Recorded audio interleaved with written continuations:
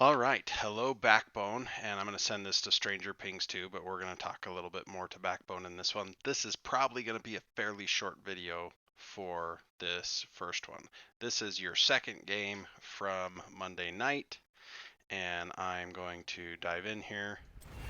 So, while we're waiting for everything to count down, I want to talk a little bit about comps. So,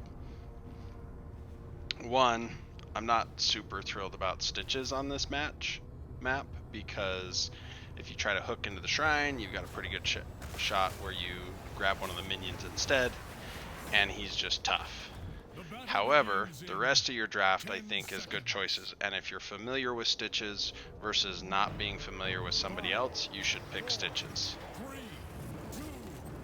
But Jaina for wave clear, Greymane for wave clear and poke, Alex and Ragnaros can both control a shrine really well. So Stitches is just a tough one on this map. It's not one of his best maps. Okay, Backbone, you're going to see that Stranger Pings is just going to be out-rotating you. And Pings, I know who you are. I apologize for being slow for a second. I actually had them run a drill where they just practiced seeing how fast they could rotate. But just looking comp for comp, they have movement speed, and we really don't. They have a wave clear tank and a mage. We don't really have a wave clear tank, but we've got some great wave clear here. Kerrigan's wave clear can be kind of slow, but she's great on this map because of the objective. But here we go. I'm going to speed this up for a second. And Joe's just a tough one for us, but this is what I call sticking and moving. So, I gotta turn this down, I'm dying on the noise, but they had that whole wave cleared, and they're down here, clearing basically this whole wave. Akimbo slows your rotation. While you didn't lose but one minion, they are already back up here, ready to go for the next one. So they're going to have this one cleared just as you're getting here. So you are working on a whole wave here, trying to clear it all, and they're already down here. So they're out-rotating you. Now, I would have flipped the dynamics here. I would have set Kerrigan to probably the very bottom camp and kept the rotation going.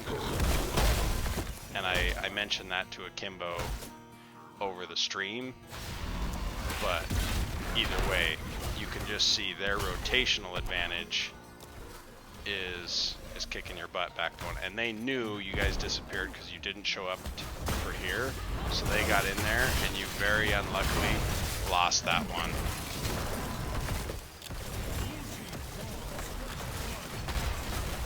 So that scenario, Stitches, if you were standing here versus coming up here, let's burst the camp and get back up there. But now they've got a kill, they got both camps, they're getting the third camp, and on continues their experience. So we're going to speed this up. We can see they get a little bit of damage here, boom, boom, boom, boom, boom. You're still clearing the camp, they just hit 5, you're about 4.5.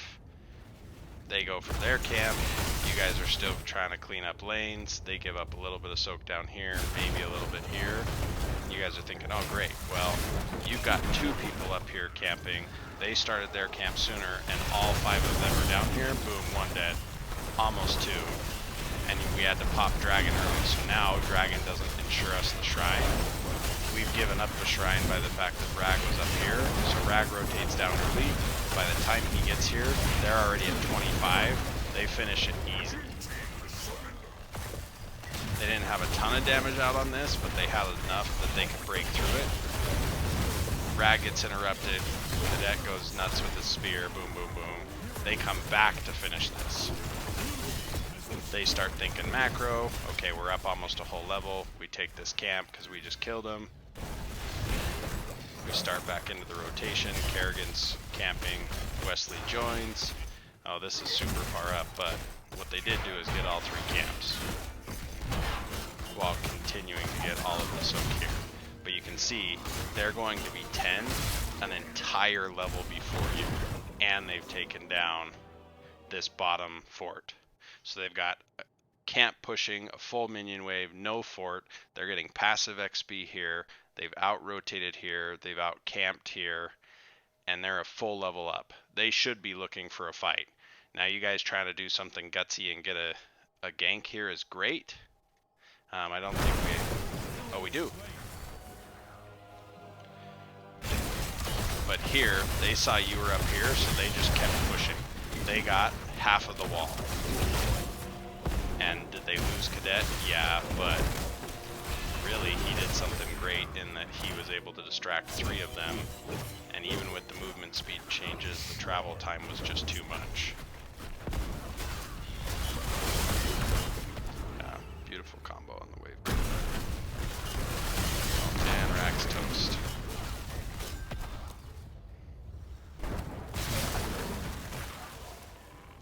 Okay, so similar to how when you guys caught Cadet up here, they saw 3 of you on the map, they pushed. Rag, if you don't see them, or you just saw them finish down here, you gotta play a little safer. So here they get the 2 kills. And they actually do misplay this shrine.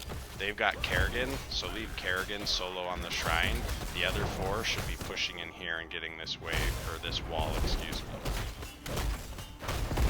And Rag, while the camp's a good idea, you want to be trying to double soak because they've got you by a whole level. So if they're up there focused on the shrine, you're going to do more for your team double soaking. Also, don't take smash. This is a huge macro misplay, unfortunately, and I'll go into that in more detail. But if it's a 2-lane map, sure. Alright, that phone call marks the end of this video because that means I need to go and pick up my wife and my daughter from dance. So, on this short video, I hope that you